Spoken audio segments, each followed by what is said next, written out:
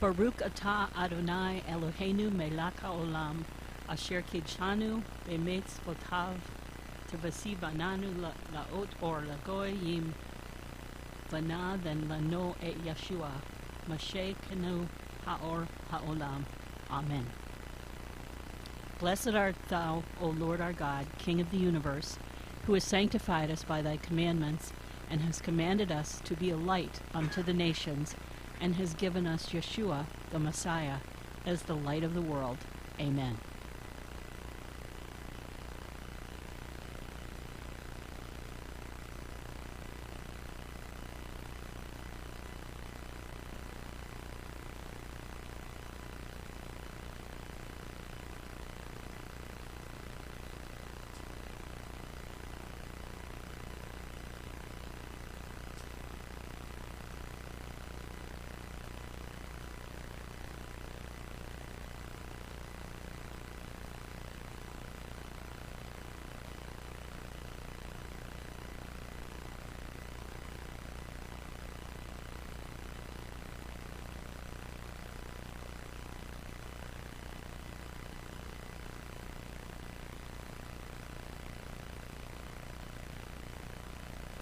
Baruch Adonai Hamvarach, Baruch Adonai Hamvarach Leolam Vayed, Baruch Adonai Hamvarach Leolam Vayed, Baruch Atah Adonai Eloheinu Melech Haolam, Asher Bakar Banu Mechol Ha'amim, V'natan Lanu Et Torato, Baruch Atah Adonai Noten HaTorah.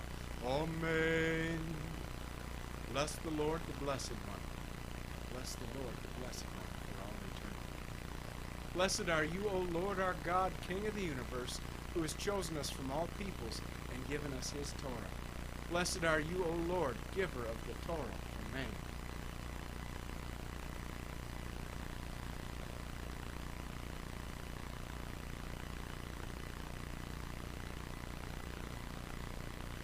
Parashah reading 49. It's going to be started at Deuteronomy 21:10. When you go out to war against your enemies, and Adonai your God hands them over to you, and you take prisoners, you see among the prisoners a woman who looks good to you, and you feel attracted to her and want her as your wife. You are to bring her home to your house, where she will shave her head, cut her fingernails, and remove her prison clothing. She will stay there in your house, mourning her father and mother for a full month, after which you may go in to have sexual relations with her and be her husband, and she will be your wife. In the event that you lose interest in her, you are to let her go, wherever she wishes, but you may not sell her for money or treat her like a slave, because you humiliated her. If a man has two wives, the one loved and the other unloved, and both the loved and the unloved wives have borne him children, and if the firstborn son is the child of the unloved wife, then when it comes time for him to pass his inheritance to his sons, he may not give the inheritance due the firstborn to the son of the loved wife in place of the son of the unloved one, who is in fact the firstborn. No, he must acknowledge as firstborn the son of the unloved wife by giving him a double portion of everything he owns, for he is the firstfruits of his manhood, and the right of the firstborn is his. If a man has a stubborn, rebellious son who will not obey what his father or mother says, and even after they discipline him, he still refuses to pay attention to them, then his father and mother are to take hold of him and bring him out to the leaders of his town, and at the gate of that place, and say to the leaders of his town, "This son of ours is stubborn and rebellious.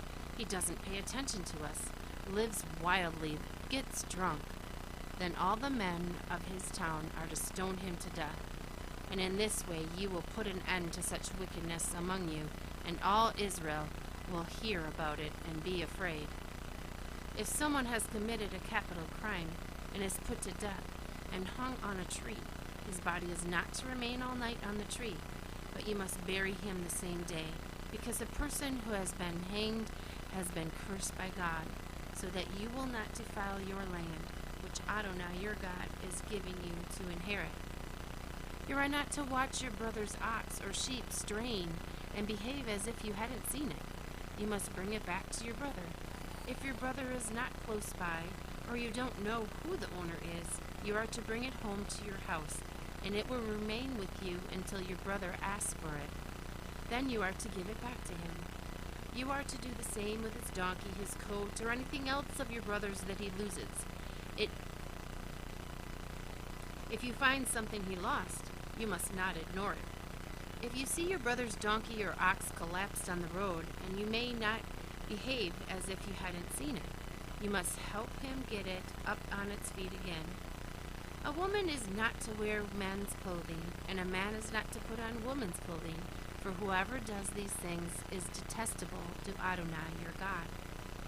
If, as you are walking along, you happen to see a bird's nest in a tree, or on the ground with chicks or eggs, and the mother is sitting on the chicks or the eggs, you are not to take the mother with the chicks. You must let the mother go, but you may take the chicks for yourself, so that things will go well with you, and you will prolong your life. When you build a new house, you must build a low wall around your roof. Otherwise, someone may fall from it, and you will be responsible for his death. You are not to sow two kinds of seed between your rows of vines. If you do, both the two harvested crops and the yield from the vines must be forfeited. You are not to plow with an ox and a donkey together. You are not to wear clothing woven with two kinds of thread, wool and linen together. You are to make for yourself twisted cords on the four corners of the garment you wrap around yourself.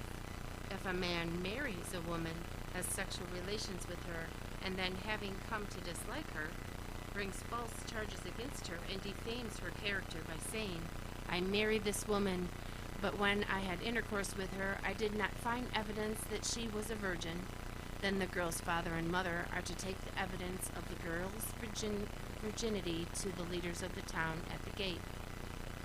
The girl's father will say to the leaders, I let my daughter marry this man, but he hates her. So he has brought false charges that he didn't find evidence of her virginity. Yet here is the evidence of my daughter's virginity. And they will lay the cloth before the town leaders. The leaders of the town are to take the man, punish him, and fine him 2.5 pounds of silver shekels, which they will give to the girl's father, because he has publicly defamed a virgin of Israel. She will remain his wife, and he is forbidden from divorcing her as long as he lives. But if the charge is substantiated, the evidence of the girl's virginity could not be found, then they are to lead the girl to the door of her father's house, and the men of her town will stone her to death, because she has committed in Israel the disgraceful act of being a prostitute while still in her father's house. In this way you will put an end to such wickedness among you. If a man is found sleeping with a woman who has a husband, both of them must die, the man who went to bed with the woman and the woman too. In this way you will expel such wickedness from Israel.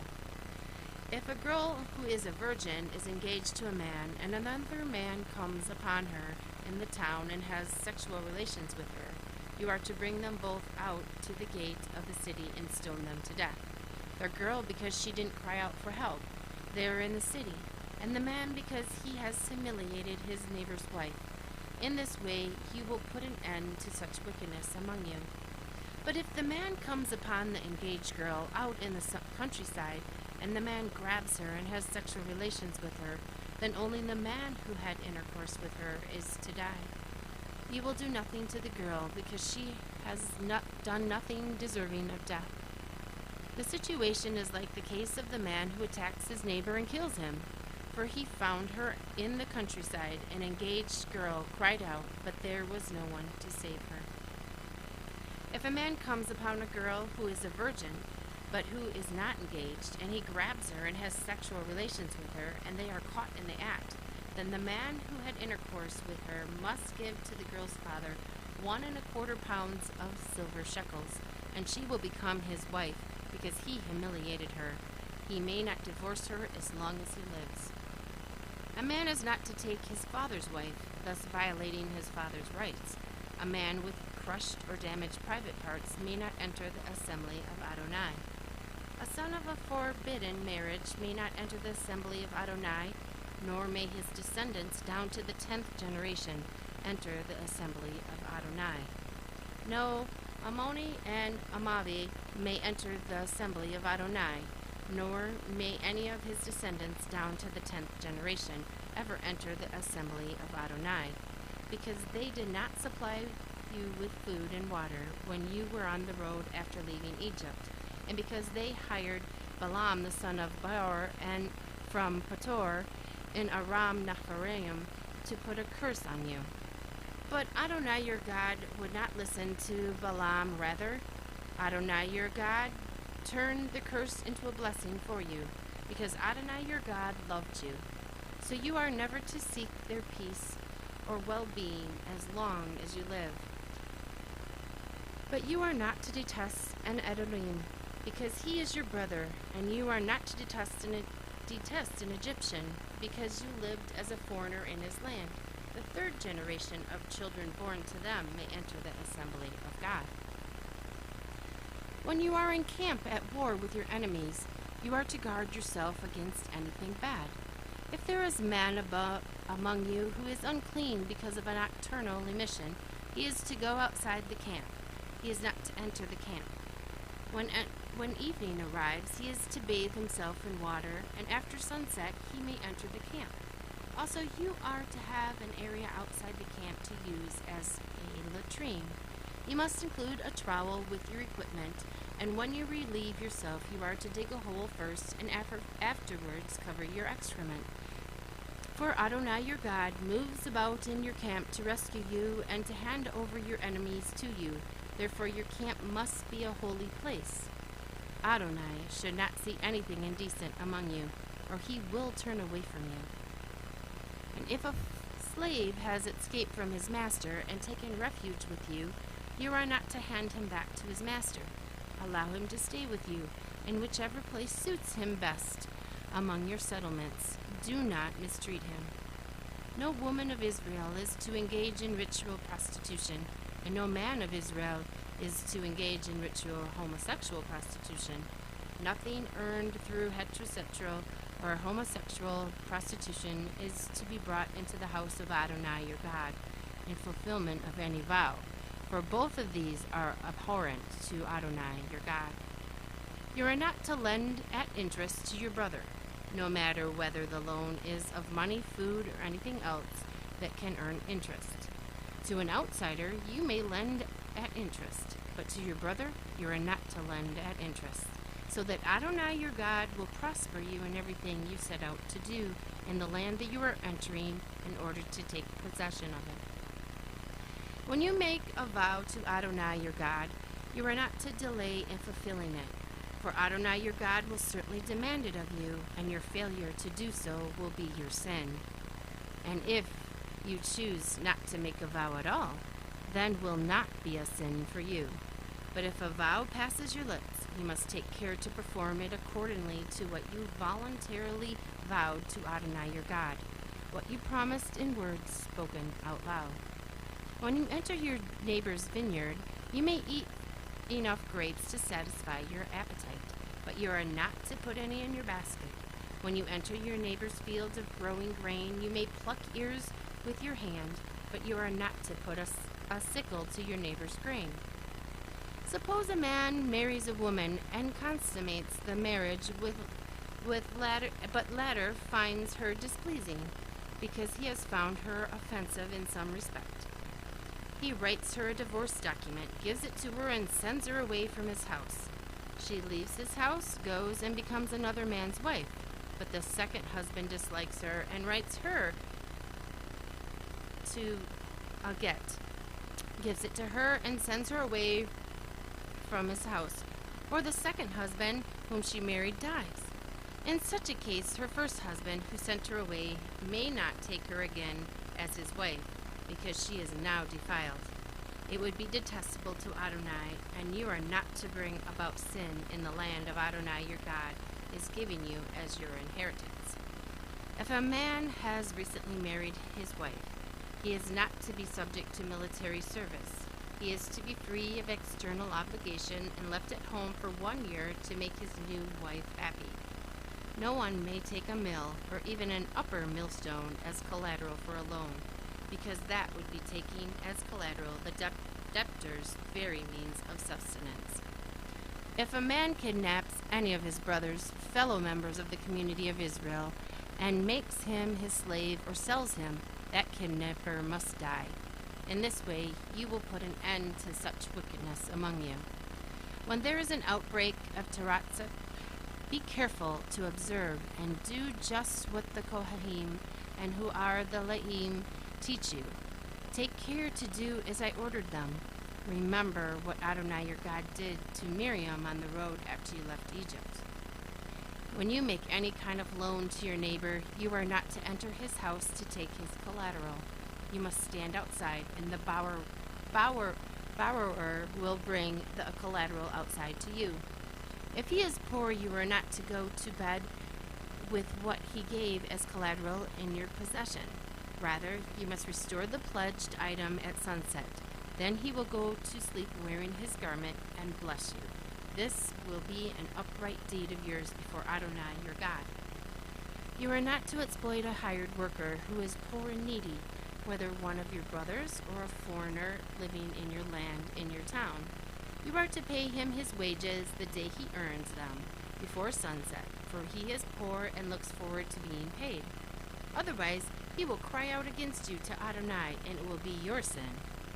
Fathers are not to be executed for the children, nor are the children to be executed for the fathers. Every person will be executed for his own sin. You are not to deprive the foreigner or the orphan of justice, which is his due, and you are not to take a widow's clothing as collateral for a loan. Rather, remember that you were a slave in Egypt, and Adonai your God redeemed you from there. That is why I am ordering you to do this. When harvesting the grain in your field, if you forgot a sheaf of grain there, you are not to go back and get it. It will remain there for the foreigner, the orphan, and the widow, so that Adonai your God will bless you in all the work you do. When you beat your olive tree, and you are not to go back over the branches again, the olives that are left will be there for the foreigner, the orphan, and the widow. When you gather the grapes from your vineyard, you are not to return and pick grapes a second time. When it is left, what is left will be there for the foreigner and orphan and the widow. Remember that you were a slave in the land of Egypt.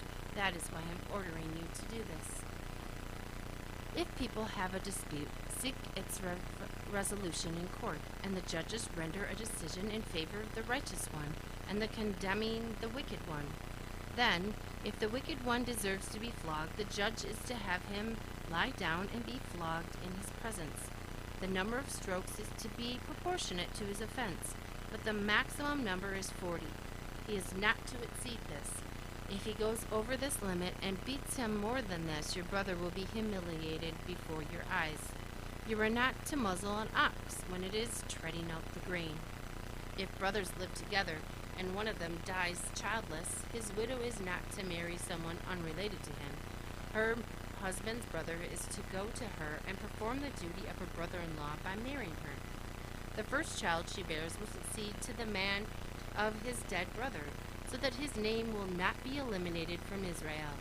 If the man does not wish to marry his brother's widow, then his brother's widow is to go up to the gate to the leaders and say, "My brother-in-law refuses to raise up for his brother a name in Israel. He will not perform the duty of a husband's brother for me." The leaders of his town are to summon him and speak to him. If, on appearing before them, he continues to say, "I don't want to marry her," then his brother's widow is to approach him in the presence of the leaders, pull his sandal off his foot, spit in his face, and say, "This is what is done to the man who refuses to build up his brother's family."